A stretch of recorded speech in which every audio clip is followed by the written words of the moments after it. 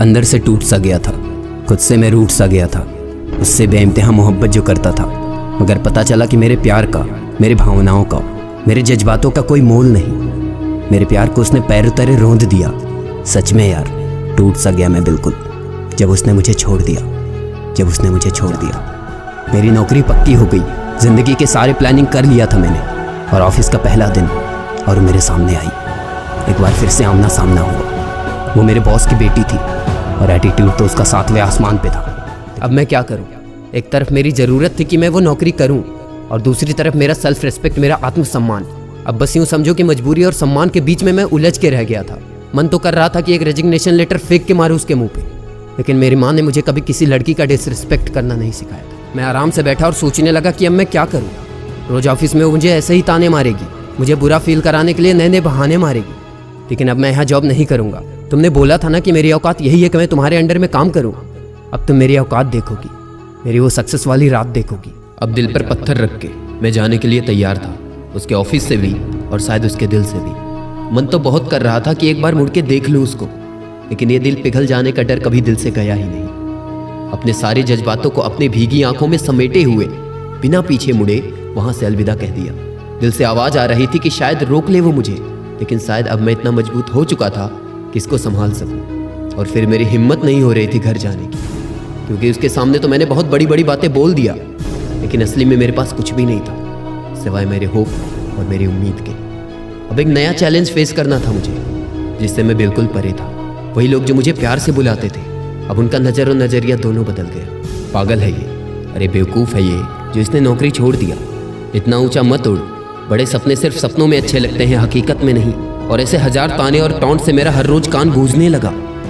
Depress हो गया था मैं बिल्कुल कि कहीं मैंने अपने सेल्फ रिस्पेक्ट के चक्कर में गलत कदम तो नहीं ना उठा लिया। अब मेरी उम्मीद का दिया सोसाइटी के तूफान के आगे बुझने ही वाला था। मेरा पेशेंस, मेरा होप, इन सब का दम घुटने लगा था।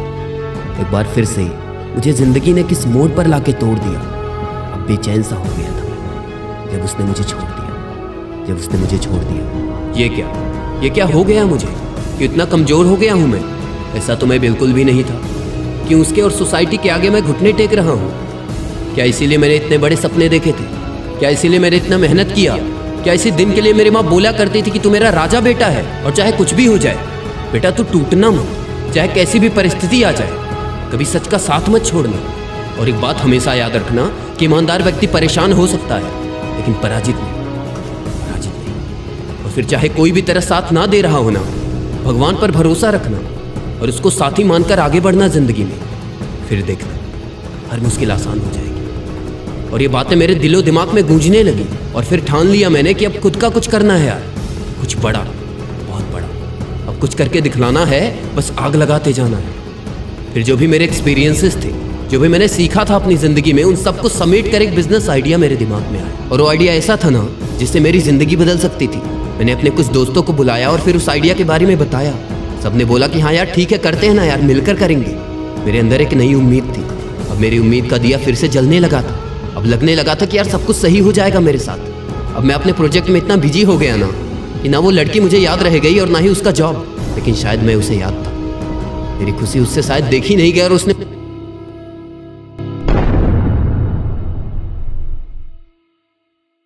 तो मेरे दोस्त इस वीडियो पे ज़्यादा से ज़्यादा लाइक करना। उम्मीद करता हूँ कि पिछले वीडियो से ज़्यादा लाइक आएगा, पार्ट 1 से ज़्यादा लाइक आएगा, क्योंकि मुझे आप पे और आपके प्यार पे, दोनों पे भरोसा है। ज़्यादा से ज़्यादा शेयर करना ताकि वीडियो से ज़्यादा लोगों की हेल्प हो सके।